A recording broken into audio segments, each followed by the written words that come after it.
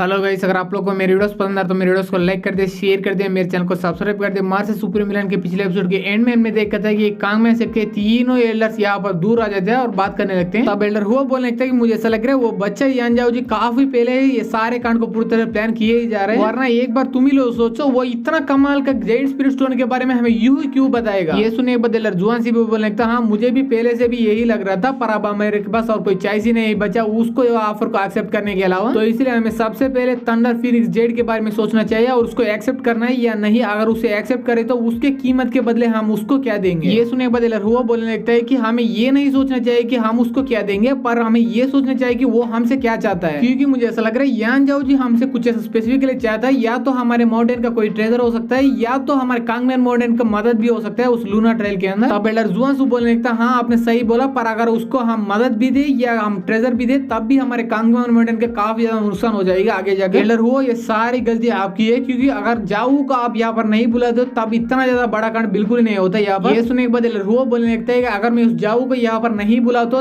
तब भी उस यान जाओ जी के पास जरूर कुछ ऐसा प्लान होगा हमें फंसाने के लिए पूरी तरह से यहाँ पर, क्योंकि वो यान जाओ जी स्पेसिफिकली हमारे लिए यहाँ पर आया और हमें अच्छी तरह से पता है कि वो शेंगियन फैक्शन ने हमारे कांगमैन माउंटेन को पहले ही कांटेक्ट किया हुआ है और वो भी हमारा मदद चाहते हैं वो लूना ट्रायल के अंदर। अब ये गुआनचंग माउंटेन भी हमें इनडायरेक्टली कांटेक्ट किया है और वो भी हमारा मदद चाहती है। तब एल्डर जुआन सु बोलने लगता हाँ उस शेंगियन फैक्शन ने हमें एक चॉइस दिया है उसके साथ हाथ मिलाने का, पर यहाँ पर हमारे पास और कोई चॉइस ही नहीं बचा, क्योंकि अगर हम यान जाओ जी की बात बिल्कुल नहीं सुनेंगे तो इस पूरी दुनिया के अंदर हमें कोई भी मदद करने वाले नहीं होगा, क्योंकि अभी के लिए इस यिंग यांग वेन को ठीक करने के प्रोसेस और मेथड सिर्फ और सिर्फ यान जाओ जी को आता है। ये सुनने के बाद एल्डर हुआ गुस्से से बोलने लगता है नहीं नहीं अभी भी हमारे पास एक चॉइस है, अगर हम शेंगियन फैक्शन के साथ हाथ मिला के उस गुआनचंग माउंटेन को पूरी तरह से बर्बाद कर डाले तो हमारे लिए कुछ बात बन सकता है, क्योंकि हमें अच्छी तरह से पता है कि शेंगियन फैक्शन ने वो जाओलंग पैलेस के यहाँ पर भी जाकर वो उसको भी धमकी दिया है कि तुम गुआनचंग माउंटेन के साथ बिल्कुल ही हाथ मिलाना मत, और उसके लिए तुम्हें कुछ भी हम देने के लिए तैयार है। और उसी ऑफर के साथ वो शेंगियन फैक्शन हमारे पास भी आए हैं, तो इसलिए एक बार सोचो अगर शेंगियन फैक्शन इस फाइट में जीत जाएगा तो उसके बाद हम शेंगियन फैक्शन की ये डिमांड करेंगे कि गुआनचंग माउंटेन के पास वो थंडर फीनिक्स जेड हमें दे दो। अब वो शेंगियन फैक्शन के पास और कोई चॉइस ही नहीं बचा, हमें चुपचाप वो थंडर फीनिक्स जेड देने के अलावा, और एक बार वो जेड हमारे पास आ गए फिर से हम जाओ को यूज करेंगे इसी यिंग यांग वेन के पास आकर इसको ठीक करने के लिए। ये सुने बाद एल्डर जुआन सी बोलने लगता है कि एल्डर हुआ आप काफी ज्यादा पॉजिटिव थिंकिंग वाला बंदे हो, क्योंकि एक बार आप ही सोच लो शेंगियन फैक्शन और गुआनचंग माउंटेन अभी की सिचुएशन में दोनों ऑलमोस्ट इक्वल स्ट्रेंथ के बराबर हैं, और एक बार गुआनचंग माउंटेन पूरी तरह से बर्बाद हो जाएगा उसके बाद शेंगियन फैक्शन किसको बर्बाद करने की सोचेगी, क्योंकि गुआनचंग माउंटेन के पास सबसे स्ट्रॉन्गेस्ट सेक्ट हमारा कांगमैन माउंटेन है। तो इसलिए मेरे मानना है कि अगर हम इस बार शेंगियन फैक्शन के साथ हाथ मिलाएंगे तो उसके बाद में जाकर हमारे ऊपर एक बड़ी सी मुसीबत आ सकती है, तो इसलिए हमें गुआनचंग माउंटेन के साथ ही हाथ मिला लेना चाहिए। ये सुने तुरंत बाद एक और एल्डर बोलने लगता है हाँ मुझे भी एग्जैक्टली ऐसा ही लग रहा है, पर मेरे मानना यह है कि गुआनचंग माउंटेन के साथ एक बार हाथ मिला लेने के बाद उस शेंगियन फैक्शन को बर्बाद करने में हमें उसका मदद बिल्कुल भी नहीं करना चाहिए, क्योंकि उसके बाद गुआनचंग माउंटेन भी हमारे ऊपर मुसीबत बन सकती है, तो इसलिए हमें सोच समझ के कदम उठाना चाहिए। यहाँ पर एल्डर हुआ बोलने लगता है कि मैं भी तुम लोगों से एग्री करता हूँ, पर हमारा असली प्लान क्या होगा। ये सुनने के बाद एल्डर जुआन सी बोलने लगता है कि अभी के लिए हम कुछ ज्यादा बिल्कुल नहीं करेंगे, अभी के लिए हम यान जाओ जी की मदद भी लेंगे और थंडर फीनिक्स जेड भी, और बाद की चीजों के बारे में बाद में प्लान करेंगे, क्योंकि अभी के लिए हम काफी ज्यादा जल्दी में तभी यहाँ पे छूटता है काफी देर बाद का। उसी देर के अंदर अंदर ये कांगमैन सेक्ट के सारे एल्डर्स हमारे यान जाओ जी के साथ एक समझौता भी कर चुके होते हैं और हमारे यान जाओ जी उन लोगों का मदद भी कर चुका होता है। और तब हम देखते हैं आसमान में एक ईगल उड़ता उड़ता जहां पर एल्डर जुआन सी होता है वहीं पर आकर बैठ जाते हैं, और इसे देखने के तुरंत बाद ही हमारा एल्डर जुआन सी एक मैसेज को किसी और बंदे को भेज रहा होता है। इसे देखने के तुरंत बाद ही हमारे यान जाओ जी बोलने लगता है कि एल्डर जुआन सी आप यहाँ पर सारे कांड के बारे में और उसके साथ साथ ही हमारे बीच के समझौते के बारे में आपके कांगमैन माउंटेन के सेक्रेटर को भेजने वाले हैं, तो इसलिए मैं आपसे ये पूछना चाहता हूँ कि आपको कितना ज्यादा भरोसा है आपका सेक्रेटर ये समझौते को एक्सेप्ट करेगा। अब जुआन सी बोलने लगता है कि मुझे पूरा यकीन है कि सेक्रेटर इसके बारे में थोड़ा बहुत सोचा है, उसके बाद तुरंत ही वो एक्सेप्ट कर लेगा, क्योंकि उसको भी अच्छी तरह से पता है कि ये कांड कितना ज्यादा बड़ा हो सकती है। ये सुनने के बाद यान जाओ जी बोलने लगता है कि हाँ अगर ऐसा हो तो सच में काफी ज्यादा अच्छा होगा, क्योंकि मुझे बिल्कुल नहीं लगता है कि आप हमारे साथ हाथ मिलाने के तैयार हो जाओगे। और सारे बात सुनने के बाद एल्डर फू माइंड टू माइंड यान जाओ जी से बात करने लगता है अबे साले तुझे इतना भी ज्यादा मॉडेस्ट होने की कोई भी जरूरत नहीं, क्योंकि ये सारे कांड को तुमने भी पहले से प्लान किया हुआ है ना, और मुझे भी पहले नहीं लगा था कि हम लूना ट्रायल के अंदर जाने के बाद जरूर जीत जाएंगे, पर अब मुझे पूरा यकीन है कि हम वहां पर जाने के बाद जरूर जीत जाएंगे। ये सुनने के बाद यान जाओ जी बोलने लगते हैं नहीं नहीं आप मेरा तारीफ इतना भी मत कीजिए, क्योंकि मैं इतना भी कुछ खास नहीं हूँ। इसके बाद काफी देर का समय बीत चुका होता है, तब हम देखते हैं सेक्रेटर की तरफ से फाइनली एक मैसेज आ चुका होता है जुआन सी के पास। इसे देखने के बाद यान जाओ जी पूछने लगता है कि तो ये एल्डर जुआन सी सेक्रेटर ने इसके बारे में क्या कहा। ये सुनने के बाद एल्डर जुआन सी बोलने लगता है कि उसने सबसे पहले ये बोला था कि इतना ज्यादा कठिन समय में हमारा मदद करने के लिए आपका और आपका आपका गुआन चैंग मॉर्निंग का काफी ज्यादा शुक्रिया, वरना हमारे ऊपर एक बड़ा सा मुसीबत आ सकती है। और उतना ही नहीं बल्कि आपने वो जेड स्पिरिट स्टोन को हमें ही दे के हमें एक और एहसान किया है, तो इसलिए मैंने ऑलरेडी ये डिसीजन ले चुका हूँ कि उस लूना ट्रेल के अंदर हमारे कांगमैन माउंटेन आपके गुआन चैंग मॉर्निंग के जरूर साथ देगी। और इतना ही नहीं बल्कि आपने उस जेड स्पिरिट स्टोन को हमें दे के काफी बड़ा एहसान किया है हमारे सेक्टर के ऊपर, तो इसलिए उसके बदले हम आपको कुछ देना चाहते हैं। तो इसलिए आपको जो मन करे वो पूछ सकते हैं, अगर मेरे औकात में रहे तो मैं तुरंत ही आपके पास लाकर वो रख दूंगा। ये सुने तुरंत बात यान जाओ जी एक बंदे के पास जाता है और उसका नाम ये हान लांग होता है, तो इसलिए आगे से हम इसे हान लांग ही बुलाएंगे। इसके बाद बोलने लगता है कि अगर तुम्हारे सेक्रेटरी सच में मुझे कुछ देना चाहते हो, मैं जरूर इस हान लांग बंदे को अपना जूनियर बना के हमारे गुआन चैंग मॉर्निंग के यहाँ पर ले जाना चाहूंगा, क्योंकि ये बंदा मुझे काफी ज्यादा पसंद है। क्योंकि इस बंदे के सामने काफी ज्यादा स्ट्रांग बंदे होने के बाद भी ये बिल्कुल ही झूठ नहीं बोलता। ये सुनने के बाद वहां पर सारे लोग पूरी तरह से हिल जाते हैं और खुद हान लांग भी हिल जाता है। और तब हम देखते हैं एल्डर हु अपने मन ही में सोचने लगता है कि मुझे ये बात बिल्कुल समझ नहीं आ रहा है कि हमारे सेक्रेटरी के इतना ज्यादा बम्पर ऑफर को सुनने के बाद भी ये सारे चीजों को छोड़ के सिर्फ ये हान लांग को अपने साथ क्यों लेके जाना चाहते हैं, क्योंकि ये हान लांग इतना भी स्ट्रांग बंदा नहीं है, क्योंकि ये हमारे सेक्टर सिर्फ आउटर डिसेबल है। और यान जाओ जी का इतना कॉम्प्लिकेटेड प्लान को देखने के बाद मुझे पूरा यकीन है कि इसके पीछे एक बड़ा सा रीजन होगा। और वो रीजन क्या हो सकता है? क्या इस हान लांग बंदे में कोई हिडन टैलेंट है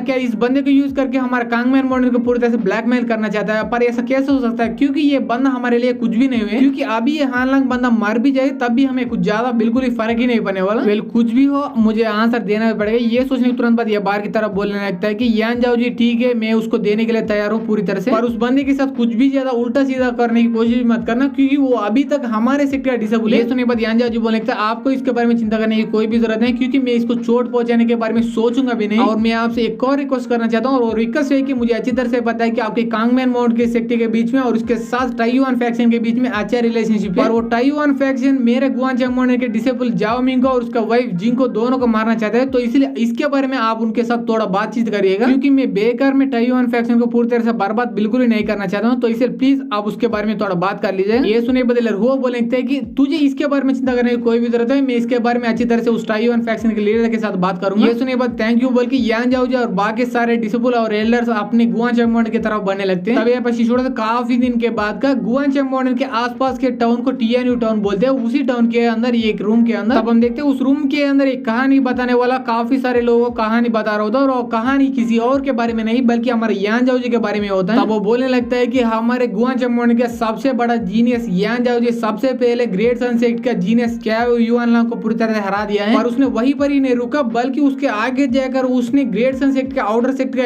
एल्डर यानी शियो चैंग को पूरी तरह से